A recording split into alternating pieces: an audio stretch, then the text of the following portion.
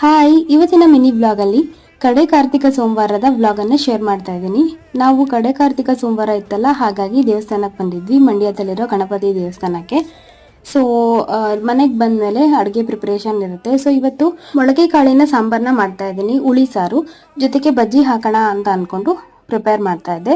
So ಕಡೆ ಕಾರ್ತಿಕ ಸೋಮವಾರ ಅಲ್ವಾ, ಹಾಗೇನೆ ಎಲ್ಲ ಕಡೆ ಪಟಾಕಿ ಎಲ್ಲ ಹೊಡಿತಾ ಇದ್ರು. ಸೊ ನಮ್ಮನೇಲಿ ಒಂದು ಪ್ಯಾಕೆಟ್ ಪಟಾಕಿ ಇತ್ತು, ಸುಸುರ್ ಬತ್ತಿ ಇತ್ತು. ಸೊ ಅದನ್ನ ಕೂಡ ಕ್ಲೋಸ್ ಮಾಡೋಣ ಅಂತ ಹೇಳಿ ನಾನು ಲಿರಿಷಾ ಇಬ್ರು ಪಟಾಕಿ ಹೊಡಿತಾ ಇದ್ವಿ. ಸೊ ಫಸ್ಟ್ ಸಾಂಬಾರ್ಗೆಲ್ಲ ರೆಡಿ ಮಾಡಿ ಇಟ್ಬಿಟ್ಟು ಆನಂತರ ನಾವು ಪಟಾಕಿ ಹೊಡಿಯೋದಕ್ಕೆ ಅಂತ ಹೋದ್ವಿ. ದೀಪಾವಳಿ ಬಂತಂದ್ರೆ ಒಂದ್ ಮಂತ್ ಪೂರ್ತಿ ಹಬ್ಬದ ವಾತಾವರಣನೇ ಇರುತ್ತೆ. ಅದೆಷ್ಟು ಬೇಗ ಒಂದು ತಿಂಗಳು ಆಯ್ತು ಅಂತಾನೆ ಗೊತ್ತಾಗಿಲ್ಲ. ಸೊ ನಾವು ಕೂಡ ಇರೋ ಬರೋ ಪಟಾಕಿನೆಲ್ಲ ಹೊಡೆದು ಖಾಲಿ ಮಾಡಿ ದೀಪಾವಳಿ ಹಬ್ಬನ ಮುಗಿಸಿದ್ವಿ. ದೀಪಾವಳಿ ಹಬ್ಬದ ಬೆಳಕು ನಮ್ಮ ಜೀವನದಲ್ಲಿ ಯಾವಾಗ್ಲೂ ಜ್ಯೋತಿಯಾಗಿ ಬೆಳಗ್ತಾ ಇರಲಿ ಅಂತ ಆಶಿಸ್ತಾ, ಸೊ ದೀಪಾವಳಿ ಹಬ್ಬಕ್ಕೆ ಬಾಯ್ ಬಾಯ್ ಹೇಳ್ತಾ ಈ ಒಂದು ವ್ಲಾಗ್ನ ಎಂಡ್ ಮಾಡ್ತಾ ಇದ್ದೀನಿ. ಬಾಯ್.